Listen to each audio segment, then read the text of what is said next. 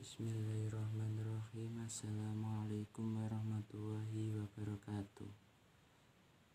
Kami dari kelompok 1 mata kuliahan Statistika Dasar beranggotakan 1. Eni Riyatul Malika. Yang kedua yaitu Selva Alivia. Yang ketiga yaitu Sufani Fusukoyimah.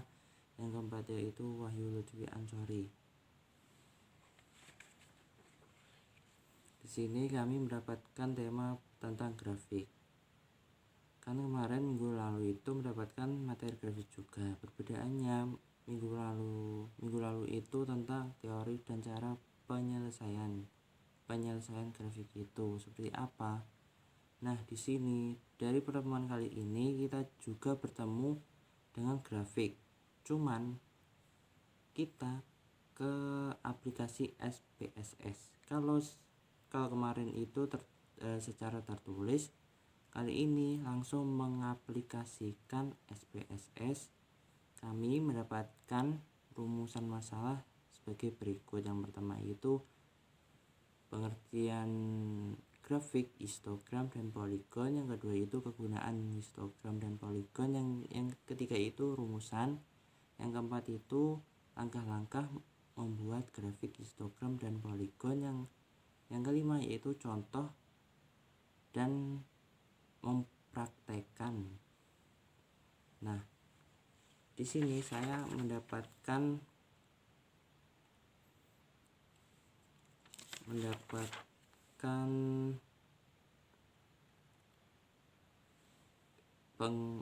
grafik histogram.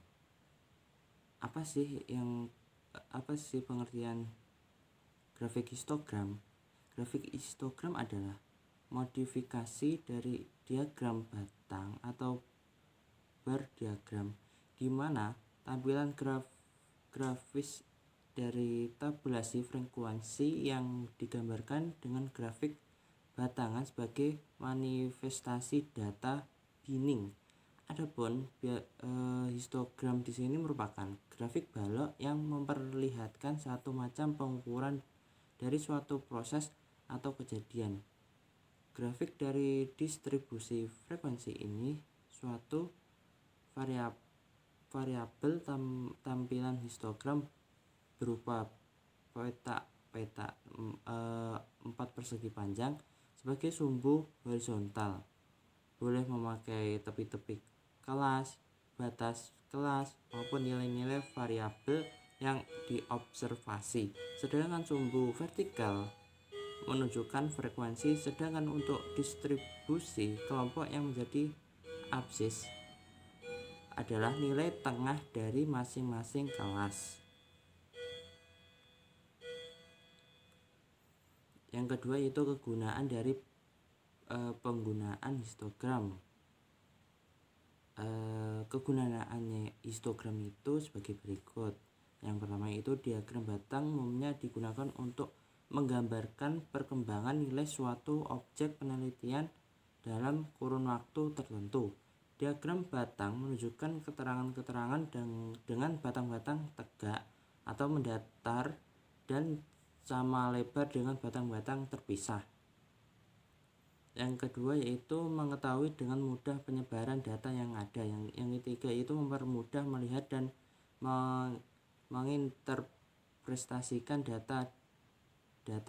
Yang keempat yaitu sebagai alat pengendali proses sehingga dapat mencegah timbulnya masalah. Sedangkan hubungan histogram dengan poligon frekuensinya yaitu poligon frekuensi dalam histogram dibuat untuk menghubungkan titik-titik tengah setiap pucuk persegi panjang dari histogram secara beraturan. Agar poligon tertutup, maka sebelum kelas paling bawah dan setelah kelas paling atas masing-masing ditambah satu kelas. Ciri-ciri histogram. Yang pertama yaitu skala yang digunakan harus dimulai dari 0. Yang kedua yaitu diagram batang yang dibuat secara vertikal maupun horizontal. Yang ketiga yaitu diagram harus dilengkapi dengan judul, dan diagram batang disajikan dalam bentuk batang. Histogram ini juga digunakan dalam menyajikan data yang disusun dalam suatu distribusi frekuensi, distribusi presentasi maupun telah tersusun.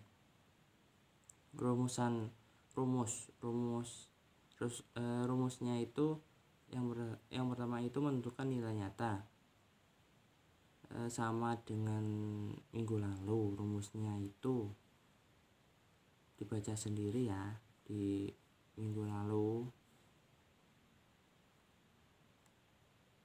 Langkah-langkah dalam pembuatan grafik histogram dan poligon menggunakan aplikasi SPSS, dan akan dijelaskan teman saya di slide selanjutnya ya.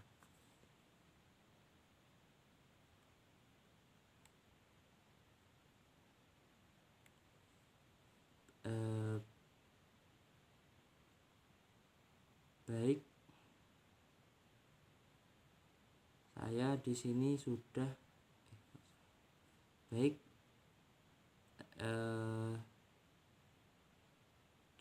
Cukup sekian dari penjelasan kami.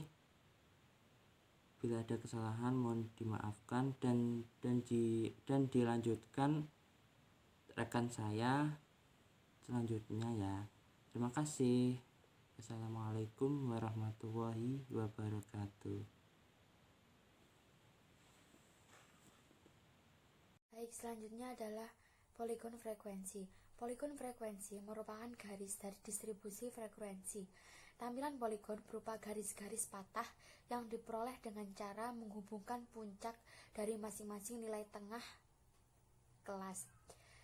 Poligon frekuensi ini digunakan untuk menggambarkan perkembangan nilai suatu objek penelitian, untuk mengetahui dengan mudah penyebaran data yang ada, untuk mempermudah melihat dan menginterpretasikan data, dan sebagai alat mengendali proses. Baik, selanjutnya adalah langkah-langkah untuk membuat histogram dan poligon yang akan dijelaskan dan dipraktekkan langsung menggunakan SPS yang akan dijelaskan oleh rekan kami. Jadi untuk teman-teman jangan lupa untuk membuka SPSS-nya dan langsung dipraktekkan. Selamat mencoba.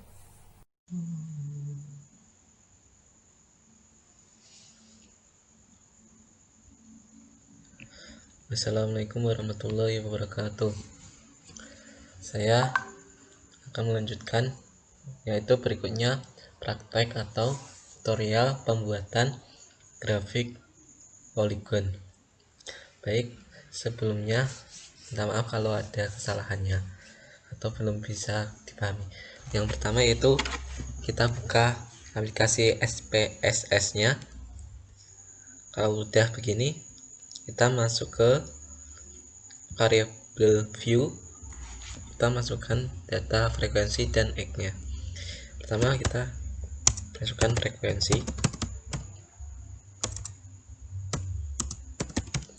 kemudian kita ini numberic tabnya, untuk desimalnya kita 0, kita kasih label F, ini enter, kaliknya kita pilih nominal. Berikutnya untuk data X atau point,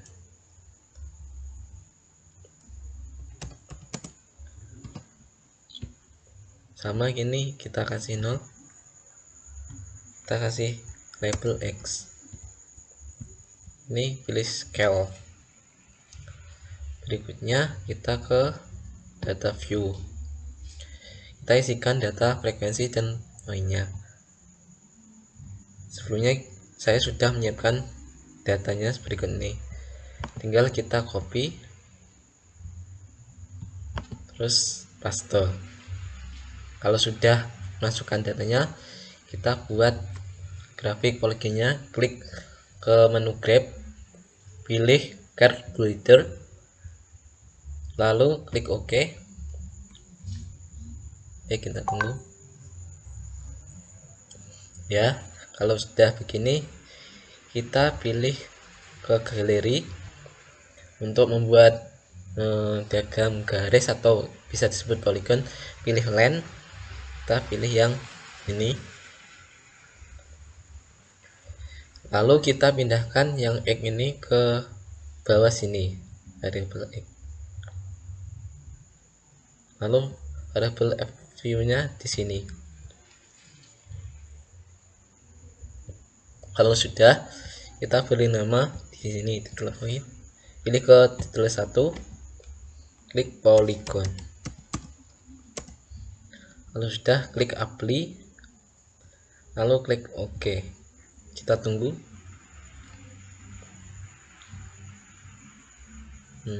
Baik, ini untuk diagram poligonnya. Mungkin sekian dari saya, akan dilanjutkan berikutnya.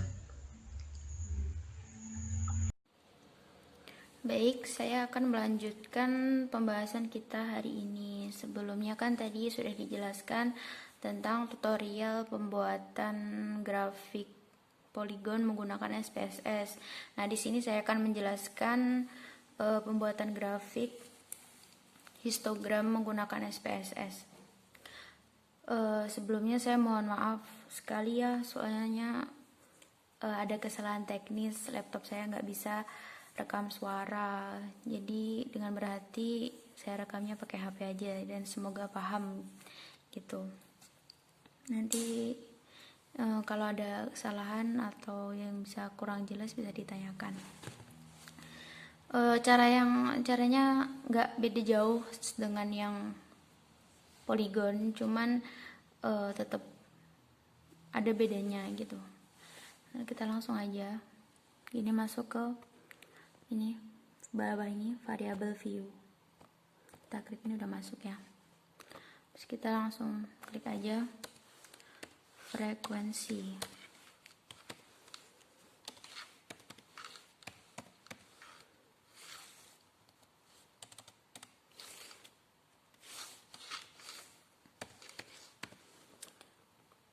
Lalu kita klik ini aja. Nanti kan muncul lagi nih. Kalau yang di poligon tadi ini kan kita buat aja sama-sama 0.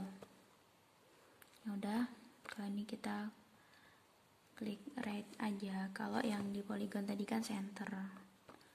Terus ini kita kasih ordinal ya. Terus kita gini bawah. Kita klik nilai nyata. Jangan sampai dikasih spasi ya, dikasih underscore gini. Nah, terus kita klik ini lagi.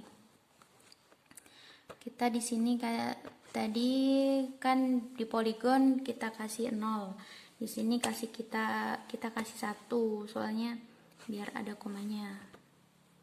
Terus di sini kita kasih left, terus gini ganti scale. Oh maaf, salah, ini scale, ini ordinal. Nah ini, terus kita pergi ke data view. Tadi udah saya klik, tadi sudah saya ketik ini di Word, tinggal kita copy. Oh ini di Excel, maaf, tinggal kita copy aja. Sini kita masukkan, paste. Gini jadinya gini. Udah kan, ini data view-nya, ini variabelnya. Terus kita langsung pergi ke menu graph ini yang ada di atas, kita klik ini, oke.